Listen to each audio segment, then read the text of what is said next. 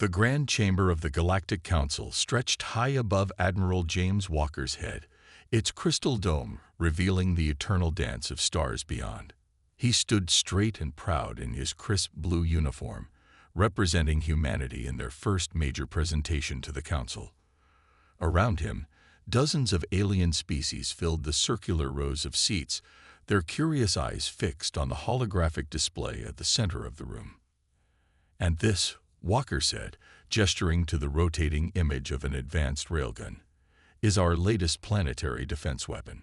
It can accelerate a tungsten rod to speeds off." A burst of laughter interrupted him. It came from the Crimson Empire's section, where General Red sat with his fellow red-skinned warriors. The alien general's 4 eyes narrowed with amusement as he rose from his seat. "Projectile weapons." General Red's translator conveyed his mocking tone perfectly.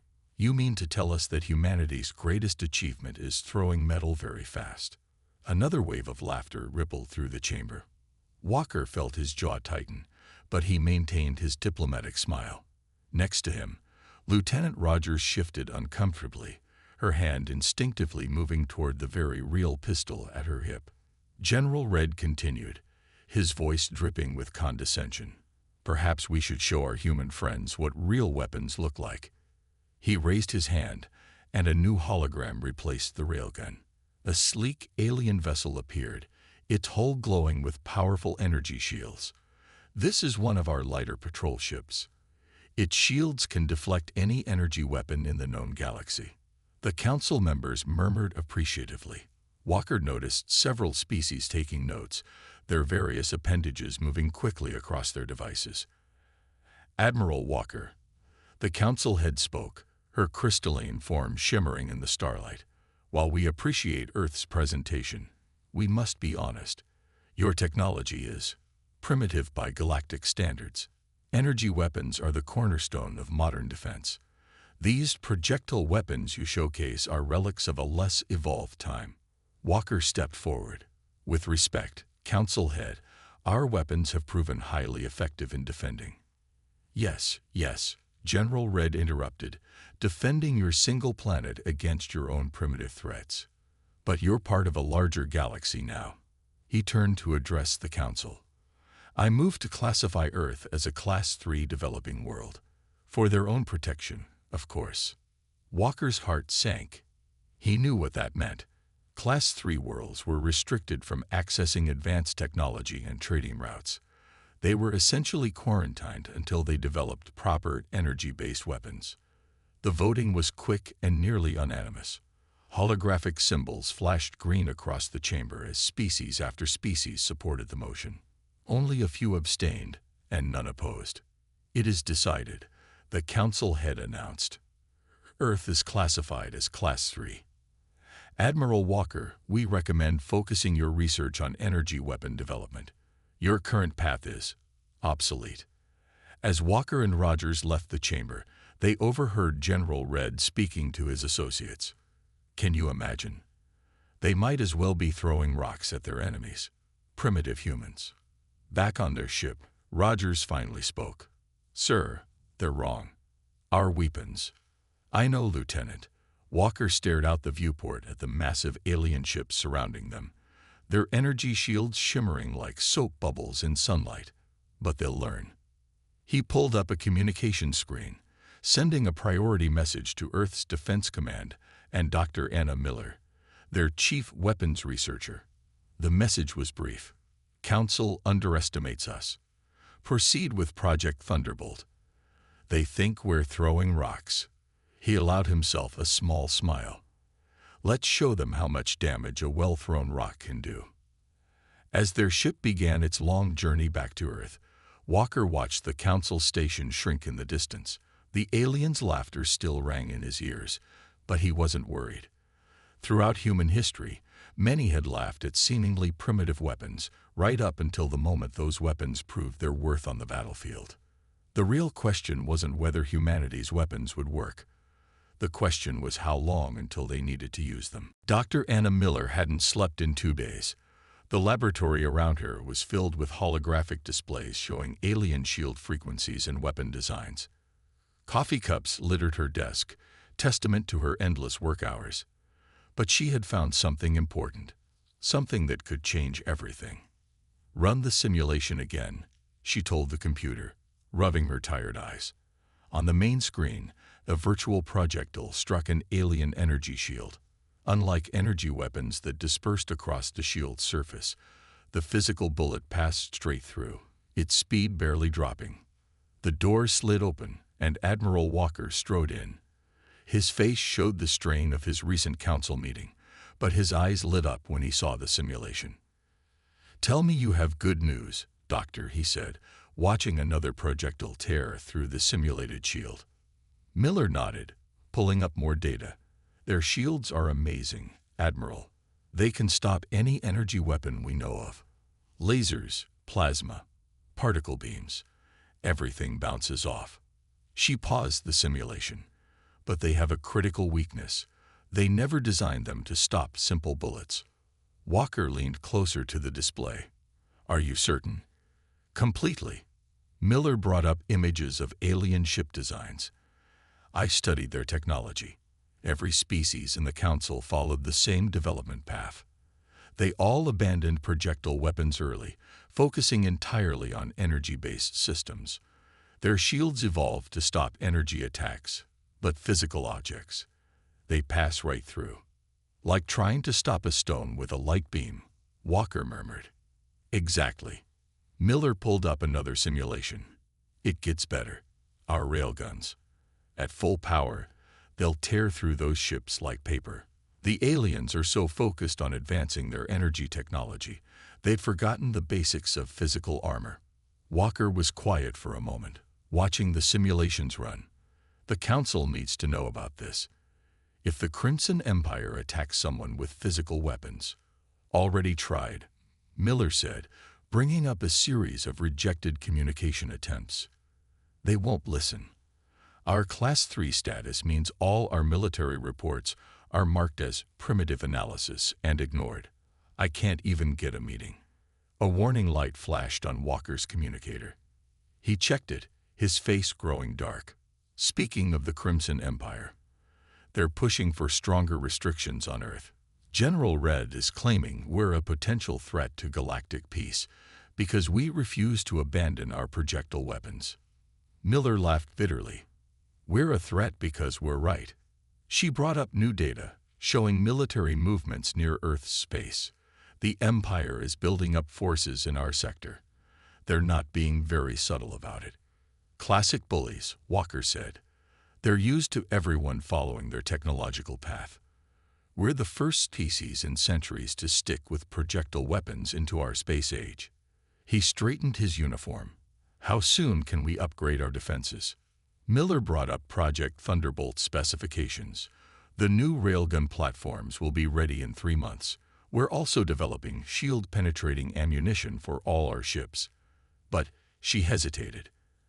"Admiral, the Empire's fleet is huge. If they attack before we're ready, then we'll use what we have." Walker's voice was firm. "Better to fight with tested weapons than chase after their energy technology. Keep working, Doctor. I'll try to buy us more time." As Walker left the lab, Miller turned back to her simulations. On the screen, projectile after projectile pierced the supposedly impenetrable alien shields. She thought about General Red's mocking laughter in the council chamber, his dismissal of human technology as primitive. "Laugh while you can," she muttered, starting another test sequence. "Physics doesn't care how advanced you think you are." In space above the lab, Earth's defense platforms tracked hundreds of alien ships moving through nearby systems. They were getting closer, their energy shields glowing proudly in the starlight. Soon, they would learn an ancient lesson. Sometimes the simplest solutions were the most effective. And sometimes, a well-aimed rock was all you needed to bring down a giant. Colonel Mark Thompson stood at the command center of Titan Base, Saturn's largest human settlement. The room was dead quiet except for the steady beep of radar systems. On the main screen, 5 Crimson Empire warships approached the base, their energy shields creating beautiful ripples against the darkness of space. "They're broadcasting. Lieutenant Wilson reported from his communication station. General Red's flagship is demanding our immediate surrender. Says this is a standard correction action for primitive worlds that need guidance. Thompson smiled grimly. Send no response. Power up the defense grid, but keep our railguns cold until my mark. The alien ships drew closer. Their sleek designs made Earth's orbital platforms look like clumsy boxes in comparison. Energy weapons bristled from every surface, gleaming with deadly promise. Sir, Wilson's voice shook slightly. They're charging weapons. Good. Thompson keyed his command channel. All stations, this is Colonel Thompson. You've all seen the simulations. You know what Dr. Miller discovered about their shields. They think we're primitive. They think we're weak. He paused, watching the enemy ships settle into attack formation. Let's educate them. The first alien shot came as a brilliant beam of plasma, striking one of the orbital platforms. The energy dispersed harmlessly across the platform's thick metal armor, designed to resist old-fashioned nuclear weapons rather than energy attacks. They're laughing at us, sir, Wilson reported, monitoring the enemy communications. They're saying our armor is primitive. Perfect. Thompson's finger hovered over the fire control. All platforms, target locked. Yes, sir. All railguns charged and ready. Fire. The first volley launched without any energy flash or beam of light. Simple tungsten rods, accelerated to incredible speeds by electromagnetic rails. On the tactical display, Thompson watched them cross the space between platforms and alien ships in seconds. The results were spectacular. The first rod struck the lead ship's shields and passed through them like they didn't exist. It punched through the hull, leaving entry and exit holes that vented atmosphere into space. The ship spun wildly, secondary explosions rippling along its length. Direct hits on all targets. The weapons officer shouted, "They're shields. They're not even trying to stop our shots." On the command channel, Thompson could hear cheering from his gun crews, but he kept his voice steady. All platforms, maintain fire. Standard anti-ship pattern. The alien ships tried to respond. Energy beams lashed out at the platforms, but Earth's thick armor absorbed or reflected most of the damage. Meanwhile, streams of hypersonic projectiles tore through the Crimson Empire's finest ships like tissue paper. Sir, Wilson's voice rose with excitement. We're picking up their communications. They're panicking. On the main screen, Thompson watched another alien ship split in half, its reactor breached by multiple rod impacts. The remaining vessels were trying to turn, to flee, but Earth's gravity well made it difficult. Their shields, so effective against energy weapons, did nothing to stop the rain of metal death. Message from General Red's flagship, Wilson reported. They're surrendering, sir. Thompson keyed his comm. General Red, this is Colonel Thompson of the Earth Defense Force. Your surrender is accepted. Power down your weapons and prepare for boarding. The final casualty count was shocking. 3 Crimson Empire ships destroyed, 2 heavily damaged, and over 1,000 alien crew dead. The human forces had suffered only minor damage to 2 platforms, with 0 casualties. In his private office later, Thompson watched the battle recordings while writing his report. The alien shields sparkled uselessly as projectile after projectile passed through them. Their energy weapons, though impressive, couldn't overcome simple physical armor fast enough to matter. His computer chimed with a priority message from Earth Command. More Crimson Empire ships were gathering. This battle was just the beginning. Thompson thought about General Red, now sitting in a holding cell, his arrogance shattered by human primitive weapons. He thought about all the aliens who had laughed at humanity's technology. They weren't laughing anymore. General Red stood before the Galactic Council, his usual pride replaced by barely controlled rage. His elegant uniform was wrinkled from his time in Earth's holding cell, and his recent defeat had left a visible scar across his face, where flying debris had struck him. "They are savages," he shouted, his translator struggling to keep up. Look what their primitive weapons did to our ships. The holographic display showed the destruction at Titan Base. The council chamber filled with gasps as they watched human railgun rounds tear through their most advanced shields. The council head's crystalline form flickered with concern. This is disturbing. These humans have found a weakness in our defenses that no one considered possible. They must be stopped, General Red pressed. Every day they grow bolder. They're already upgrading their other colonies with these weapons. If we don't act now, other species might start copying their primitive technology. In her lab on Earth, Dr. Miller watched the council broadcast with growing concern. She turned to Admiral Walker, who stood grimly beside her. "They're afraid," she said, "not just of our weapons, but of what we represent. We're proving that their entire approach to warfare is flawed." Walker nodded, studying the new weapon designs on Miller's screens. "How are the upgrades coming?" "Better than expected." Miller brought up a simulation of Earth's latest defense system. "We've miniaturized the railgun technology. Every ship in the fleet can now carry them. We're also developing scattershot rounds for taking out smaller targets."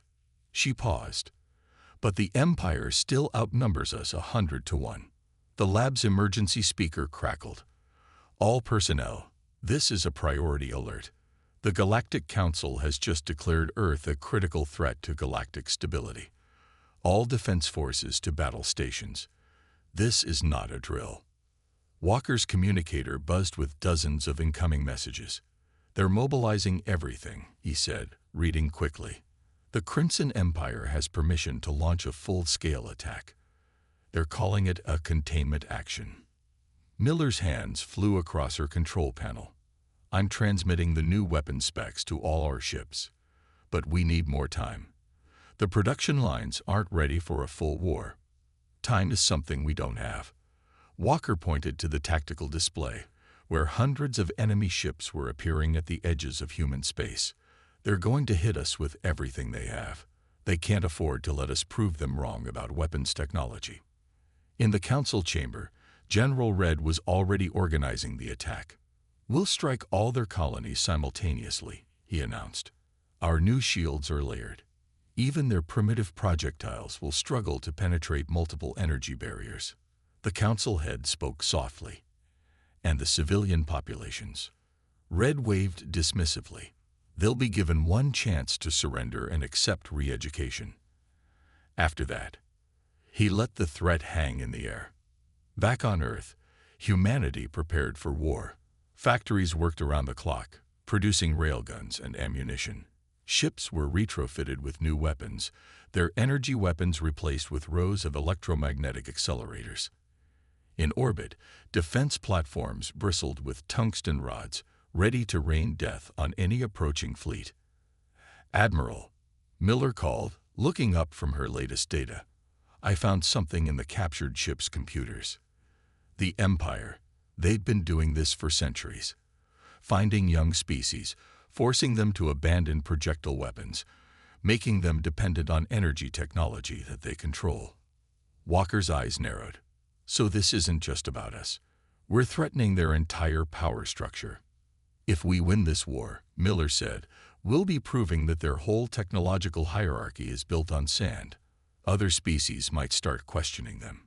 Start remembering their old weapons." Through the lab's window, they could see ships launching into orbit, their holds full of primitive weapons that could tear through the most advanced alien shields.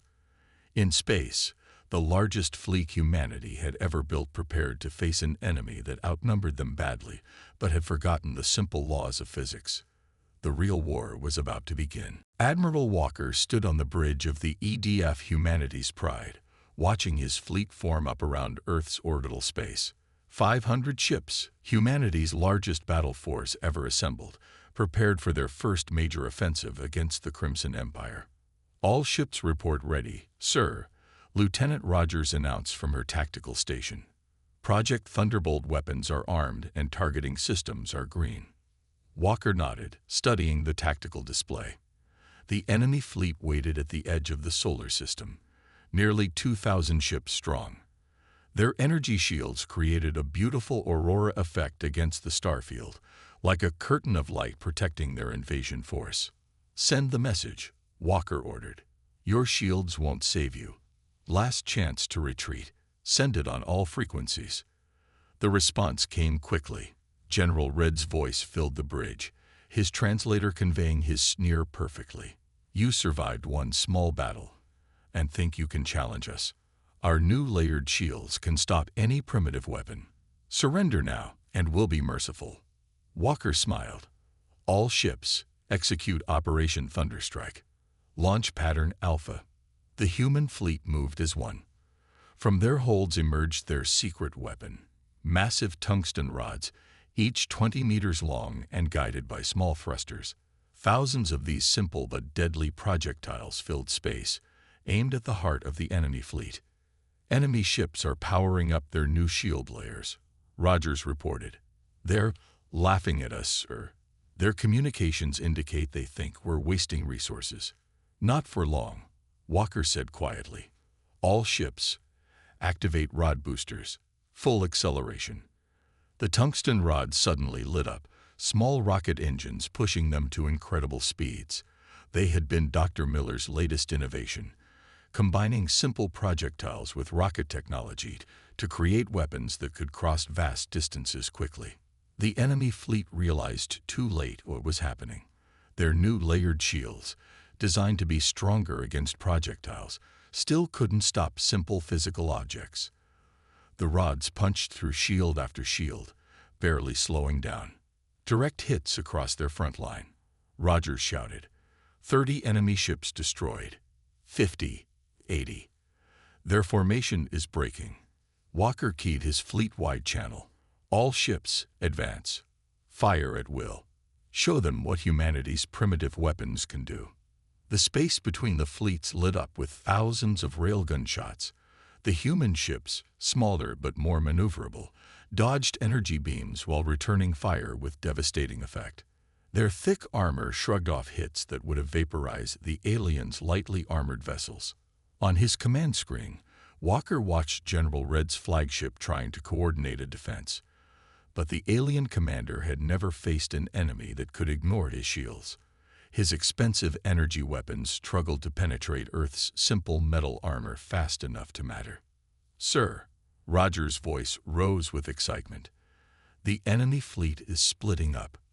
They're running." Walker leaned forward. "Not this time. All ships, execute Pattern Omega. Don't let them escape to warn the Council." The human fleet split into pre-planned groups, herding the panicked alien ships away from their escape routes. More tungsten rods launched, their rocket boosters flaring as they sought out targets. Energy shields flickered and died as ship after ship succumbed to the ancient power of kinetic energy. "General Red's flagship is trying to surrender," Rogers reported. "He's begging for mercy." Walker thought about all the species the Empire had bullied into abandoning their traditional weapons, about all the civilizations forced to follow the Empire's approved technology path. "Accept their surrender," he ordered. "But make sure they understand. This is just the beginning. We're not stopping until every species in the galaxy is free to develop their own technology, their own way." The battle ended with over 500 Empire ships destroyed or captured. The human fleet had lost only 30 vessels, most of their crews surviving thanks to thick armor and basic safety systems that didn't rely on complex energy fields. As Walker watched rescue operations begin, he received a priority message from Earth. The Council was in chaos. Other species were already asking about humanity's primitive weapons. Change was coming to the galaxy, one tungsten rod at a time. Dr. Anna Miller stood in the captured Crimson Empire flagship's data center, surrounded by alien computers. After the battle, Admiral Walker had given her full access to the ship's records. What she found made her blood run cold. "This can't be right," she muttered, checking the translation again. But the evidence was clear on the screens around her. "Get me Admiral Walker," she told her assistant. Now. Walker arrived 20 minutes later, still wearing his battle-stained uniform. "What did you find, Doctor?" Miller pointed to the main screen. Their whole empire is built on a lie. She brought up ancient records, spreading them across multiple displays. Look at these technology reports. Every time the Empire found a new species, they did the same thing. They pushed them to abandon physical weapons and adopt energy technology. We knew that already, Walker said, but Miller shook her head. It's worse. They deliberately sabotaged other species' development. Their first contact teams didn't just encourage energy weapons. They secretly destroyed research into projectile technology. They erased weapons data, corrupted experiments, even assassinated scientists who kept working on physical weapons. Walker's face darkened as he read the reports. They wanted everyone dependent on their technology. Exactly. Miller brought up more files. The Empire's energy shields were never meant to stop physical attacks because they wanted everyone to forget those attacks were possible. They'd been doing this for over 3,000 years, Admiral. Hundreds of species, all forced to follow their technological path. The ship's comm system chimed. Lieutenant Rogers' voice came through. Admiral, we're getting strange messages from the Council. Other species are demanding access to their own historical records. There's fighting breaking out in the Council chamber. It's starting, Miller said. Once other species learn how the Empire manipulated them. She brought up another screen. Look at this. The Empire didn't just push energy weapons. They kept the best shield technology for themselves, selling weaker versions to other species. Everyone in the Council is using outdated defense systems. Walker studied the technical data. So when we proved their shields were vulnerable, we exposed their whole scheme, Miller finished. And now, she pointed to incoming data streams. Other species are remembering their old weapons. The Council archives are full of primitive technology that actually worked better than energy weapons for many tasks. The Empire made everyone think they were advancing, but they were really going backward. The ship shook slightly as another vessel docked. Security reports showed representatives from 10 different Council species requesting emergency meetings. They all wanted to see the Empire's secret files. Sir, Rogers called again. General Red is asking to speak with you. He says he can explain everything. Walker's laugh was cold. I bet he can. Tell him we'll talk after we share these files with every species in the Council. Miller was still reading through data. Admiral, some of these weapon designs, the species the Empire conquered had amazing technology. Things we haven't even thought of yet, but they were all pushed to abandon their research. Not anymore, Walker said firmly. Humanity just proved that the old ways still work. Now everyone will remember that progress doesn't have to follow the Empire's path. The ship's alerts suddenly blared. On the tactical display, hundreds of new ships appeared. But they weren't Empire vessels. They were from other Council species, coming to see the truth for themselves. Look at this, Miller said softly, bringing up one last file. The Empire knew this might happen someday. They were terrified of any species that kept their projectile weapons. That's why they pushed so hard to make us change. She smiled. They never guessed that by trying to force us to advance, they'd expose how far they'd made everyone else go backward. Around them, the galaxy was waking up. Species after species began remembering their old weapons, their abandoned research. The Empire's perfect technological hierarchy was crumbling, all because humanity had refused to give up their primitive guns. The Galactic Council chamber looked very different now. Where once the Crimson Empire's representatives had sat in places of honor, their seats stood empty. General Red and his senior officers faced trial for thousands of years of technological manipulation. In their place, representatives from Earth sat proudly, their simple military uniforms standing out among the elaborate alien garments. Admiral Walker watched Dr. Miller finish her presentation to the Council. The holographic display showed a new type of defensive system, a combination of physical armor and energy shields working together. As you can see, Miller explained, by combining traditional armor with energy technology, We achieve better protection than either system alone. This is just one example of how different approaches can work together. The Council head's crystalline form glowed with approval. Earth has proven that progress doesn't have to follow a single path. We've all been fooled into thinking newer always meant better. Around the chamber, representatives from dozens of species were already studying technical documents from their own histories. Ancient weapon designs, abandoned technologies, and forgotten innovations were being rediscovered. Some species had even found records of hybrid technologies their ancestors had developed before the Empire forced them to change. The human victory wasn't just about better weapons, Walker added, stepping up to the podium. It was about remembering that simple solutions often work best.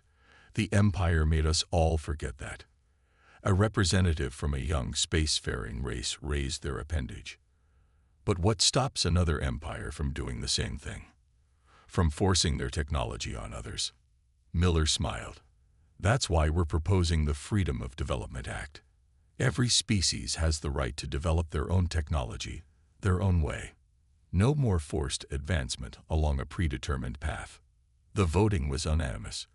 Species after species signaled their approval, their holograms glowing green. Even those who had once mocked Earth's primitive weapons now supported the right to technological self-determination. Later, in a quiet meeting room, Walker and Miller watched ships from dozens of worlds docking at the Council station. Engineers and scientists from across the galaxy were arriving to share knowledge, each bringing their own unique approaches to technology. "Look at this," Miller said, showing Walker her datapad. "The Centauri are combining their old projectile weapons with Empire energy technology. The Proxima worlds are updating their ancient armor designs with new materials. Everyone's finding their own balance." Walker nodded. "And the Empire's weapons?" "Being studied, not copied," Miller assured him.